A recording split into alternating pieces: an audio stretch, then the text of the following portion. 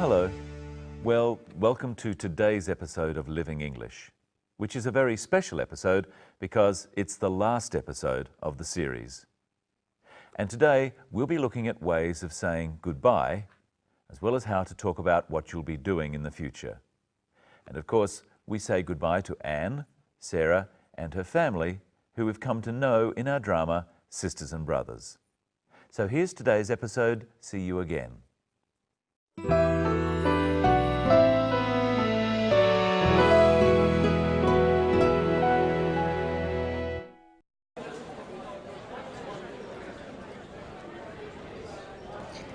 Well, I guess this is it. Sarah, thank you so much for all your help and for your kindness. Please, don't mention it. Well, thank you for trusting me to be your business partner. And my friend. I'll be thinking of you all the time. I wanted to thank you too, Sarah, for being so kind to my sister and looking after her so well. I'll be thinking of you too. Thank you. Oh, it was great to meet you. And you too, Rose. I hope everything goes well in Singapore.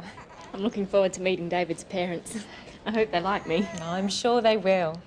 I'll be expecting a postcard from you, Anne, so you better send me one. And I'll be waiting for a postcard too. I'll be counting the days until you come to Singapore. Attention please, this is the final call for Singapore Airlines flight SQ452 direct to Singapore. Could all passengers for this flight go immediately to gate lounge 3? Goodbye. See you soon. Goodbye. I'll see you soon. Oh, goodbye, Rose. Good luck. And you too, David. Bye. See ya. Bye. Wait! I found him! I found a brother! Well, another one.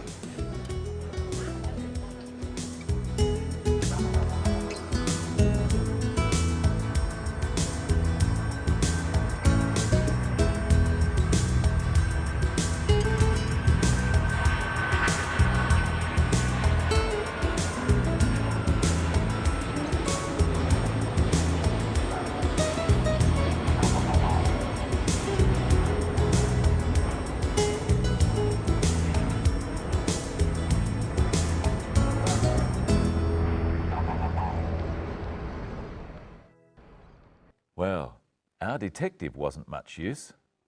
I wonder if Anne will see Steve again. I wonder how David's reunion with his family in Singapore will go. And will they like Rose? I'm sure they will. First, let's look at how Anne and Sarah thank each other.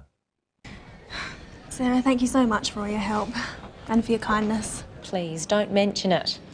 Well, thank you for trusting me to be your business partner. Sarah thanks Anne for her help and her kindness. You can thank people for things they give you or show you. Practice saying, "Thank you so much for all your help" with the clip. And for your kindness. Thank you so much for all your help and for your kindness. Now, in this episode, people talk about what they will be doing in the future. Let's find out what Anne will be doing. I'll be thinking of you all the time. Anne says to Sarah, "I'll be thinking of you all the time." I will be thinking of you. She uses will, so we know it's the future. And the ing ending on think tells us this is a continuous tense. She doesn't say, "I will think of you." This could be just one time. But I will be thinking of you means Anne will think of Sarah all the time or often. She won't stop thinking about her. This is called future continuous tense. We use it to talk about continuous actions we'll be doing in the future. Practice saying, "I'll be thinking of you all the time" with Anne in the clip. I'll be thinking of you all the time. And what will David be doing? Listen. I'll be thinking of you too. David will be thinking of Anne too. Practice with him. I'll be thinking of you too. And what will Sarah be doing all this time? I'll be expecting a postcard from you, Anne, so you better send me one. Sarah will be expecting a postcard from Anne. She won't be expecting it just at one time, but all the time until it comes. Here are two more examples of the future continuous. See if you can hear them and work out what Steve will be doing and what Anne will be doing. And I'll be waiting for a postcard too. I'll be counting the days until you come to Singapore. Steve will be waiting for a postcard too. He will be waiting for a postcard as well as Sarah. Anne will be counting the days until she sees Steve again. Practice with me at home. What will Anne be doing? She'll be thinking of Sarah. What will David be doing? He'll be thinking of Sarah too. What will they be doing? They'll be thinking of Sarah. What will Steve be doing? He'll be expecting a postcard. And what else will Anne be doing? She'll be counting the days. When Anne says she'll be counting the days, she means she'll be waiting impatiently because she really wants Steve to come to Singapore. I wonder why. Hello, Michelle. Hello, Brenton. Hello, everyone. Well, you look pretty loaded up. What have you got there? Well, today is a day for goodbyes, and our episode is all about the airport. So I thought we would look at some words and phrases to do with travel and airports. Airports can be confusing places. There are usually lots of signs, so you need to know what to look for. Let's have a look at some signs at airports.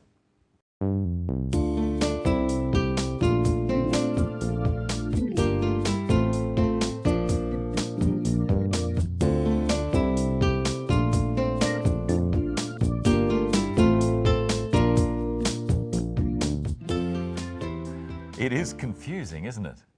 But luckily, the words we use are the same all over the world. So, Brenton, if you arrive at the airport, where do you go? Well, you have to check in. But first, you might have a choice between the domestic terminal and the international terminal. Right. A terminal is a place where transport leaves from and arrives. We can also talk about a bus terminal. Where does Anne leave from? Well, she leaves from the international terminal because she is going to another country. If she was travelling from one Australian city to another Australian city, she would go to the domestic terminal. And where do you go when you're inside the terminal? Well, you go to the check-in. If you need to buy a ticket, you would go to the ticket counter.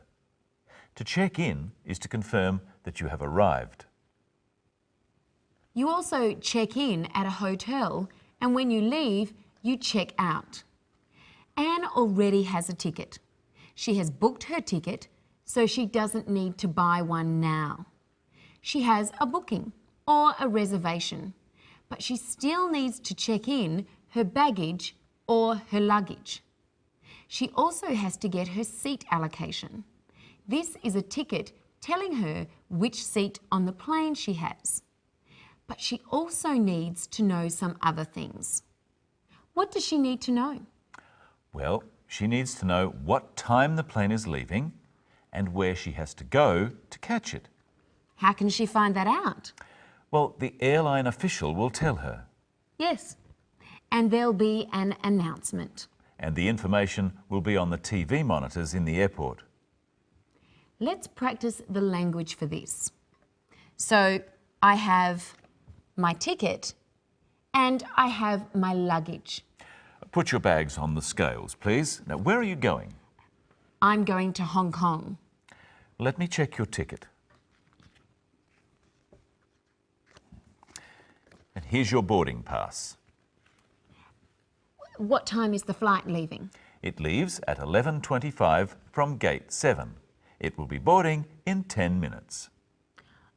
So my bags can be bags, luggage, or baggage.